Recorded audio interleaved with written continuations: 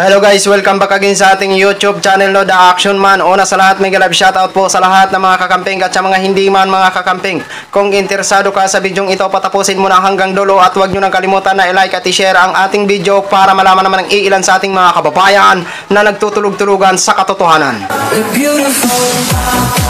So muli naman nagbabalik ang nag-iisa nyong host na si The Action Man para magbigay ng komentaryo at reaction sa mga mainit ng issue ng bayan.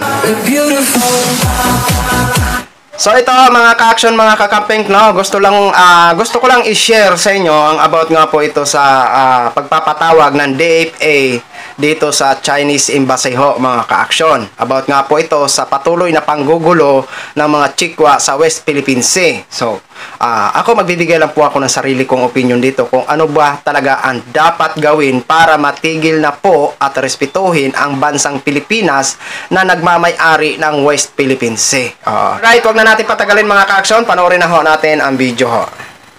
Kinwestiyon ng ilang kongresista sa plenary debates ng Kamara ang bisa ng diplomatic protest na inihahain ng DFA laban sa China para kondenahin ito sa ginagawang aksyon sa West Philippine Sea.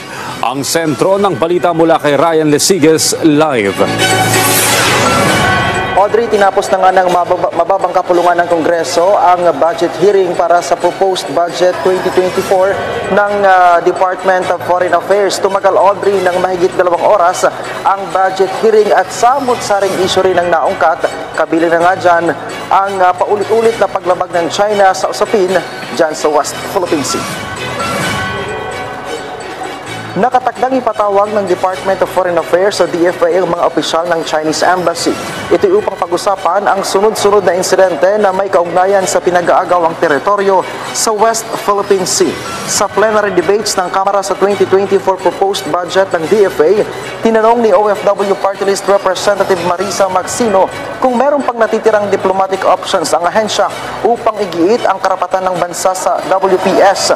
Giit ng mambabatas, tila nagiging procedural formality na lamang kasi daw ang paghahain ng diplomatic protest ng DFA laban sa China, lalo't hindi nito pinapansin ang reklamo kahit may paglabag sa iginawad na arbitral ruling sa Pilipinas. We all know that nobody wants to go to an armed confrontation with China for the simple reason that we do not have the military might to match that of China's. But we do not also want the bullying of China to continue as it assaults our sovereignty as a nation, destroys our natural resources, and impinges on our pride and dignity as a people. Audrey, sabi naman ni Nueva Ecija 2nd District Representative Joseph Gilbert Villago, titiyakin nila na makakarating ang kanilang mensahe kay Chinese Foreign Minister Wang Yi. Sa ngayon, umaabot na, Audrey, sa 111 na diplomatic protest ang naihain ng DFA laban sa mga hakbang ng China sa ilalim ng termino ni Pangulong Ferdinand R. Marcos Jr. Sa nasabing bilang, Audrey, pawang typical responses lang daw ang nakukuha ng bansa mula sa China. Practically, they have been consistent, and sometimes there's a note issued to respond to specific protests. On others, there is an omnibus response, and sometimes there is nothing in writing, Mr. Speaker. Audrey, sa interpellation naman ni ACT Teachers Representative Franz Castro, umapila ito sa gobyerno na gawing prioridad ni Pangulong Marcos ang pakikipagdialogo sa Chinese government. Partikular na dito, Audrey, ang pinakahuling insidente sa Rosol Reef. Nakikita natin na ang ating Pangulo naman ay firm ang kanyang resolve na talagang tapusin na ang isyong ito sapagkat alam mo, ginagawa po ng China talagang nakakagambala na sa ating bansa, Mr. Speaker, Your Honor. Audrey, nasa 24.058 billion pesos ang panukalang budget sa susunod na taon kung saan kasama sa pagtutuunan ng pansin ang pagpapalakas ng national economic security sa bansa.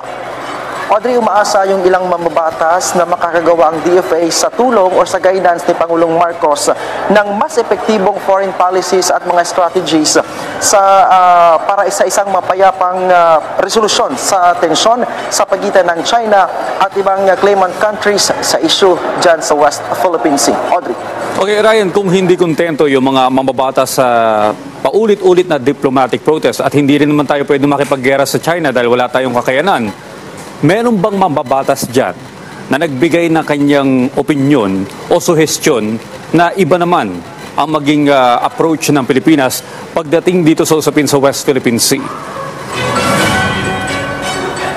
So for Audrey, walang mamabatas to na nag-voice out kanina para kung meron silang any suggestions as to how or kung paano nga susolusyonan itong problema dyan sa West Philippine Sea. Ang kanilang sinasabi ay umaasa sila, Audrey, sa mga gagawing hakbang ng Department of Foreign Affairs at sa tulong na rin ni Pangulong Ferdinand Marcos na masolusyonan sa lalong madaling panahon para hindi na mas lumala pa itong tensyon sa pagitan ng Pilipinas at ng China sa pagitan dyan sa West Philippine Sea. Audrey. So yun na ho mga ka-action, mga kakamping, no? Napakinggan na po natin at napanood na po natin. Okay, approve na po ang budget sa DFA. Congrats. Sana mapunta po yan sa magandang magandang mga proyekto yung pag-approve ng ng DFA. Sige, wala ho kaming tutol diyan. Okay. So, kung hindi niyo narinig, ilang diplomatic na ang naipasa o ang naisubmit diplomatic protest mula nang naupo si Mr. President Bongbong Marcos? Mahigit 100. Pero anong ginawa? Didma ang mga taga-Chikwa. Di ba? Wala lang. Parang wala lang. Parang wala lang silang natanggap na mga diplomatic protest. Di ba? Ang laking insulto yun dito sa Pilipinas. Pero gaya nga ho, nang sabi ni Senadora, ni Attorney Claire Castro, no? Huwag tumigil hanggat maano pa talaga nila. Kasi minsan nagpapalit sila ng administrasyon. Malay natin na hindi tayo tumitigil, talagang mapapasaan pa talaga yung diplomatic protest na yan, no? Pero hanggat may mga official na maki-China, mahirap po yan. Oo, sa totoo lang, kapag patuloy na makipag-ugnayan ang ilan sa ating mga opisyal sa China, makipagkaibigan, mahirap yan. Patuloy tayo na babuyin, patuloy tayo na babastusin ng mga Chikwa na yan. Oo, sa totoo lang, di ba? So maraming salamat naman sa mga taga-DFA at hindi kayo ang lumapit doon sa mga opisyal ng mga China. Karapatan ho natin at yan po talaga ang dapat. Sila po ang ipatawag dyan sa DFA. Hindi po yung kayo ang ipatawag o kung kayo ang susuyo para makipag-usap. Tiro-turuyo natin yan. Dapat sila ang ipatawag dyan sa DFA. No? At ang pinakamalaking solusyon dyan, total, hindi naman talaga sila nakikinig. Patuloy naman sila ng buboysit dyan sa West Philippine Sea. Ano na lang kaya kung palayasin nyo dyan palayasin nyo dito ang embassy ng mga Chikwa. Total, wala naman respeto no? Hindi naman nila inaano yung diplomatic protest na isinusumiti ninyo. Ano kaya kung palayasin nyo na yan? Tingnan natin kung manggugulo pa yan dyan. No? Pero sana naman, no, mag-ano na po si Marcos dyan. Kaso nga lang si Marcos, din to pula-puti. Oo. Sa dalawang ilog yan namamangka si President Bongbong Marcos. Hindi niya alam kung saan siya papanig, kung sa US, kung sa China. No? Kasi pinaka-solution dyan, ibalik yung military base ng US Navy, ng US. Kasi kung nandyan na yan, hindi na yan gaganyan ang mga Coast Guard ng China. Sa totoo lang, kapag binalik yung military base ng US dyan, wala na yan, bahag ang buntot ng mga Chikwa na yan. Kaya ang pinakapunto ko dito, kung wala naman respeto yung mga taga-China, yung embassy ng China dito sa Pilipinas, palayasin.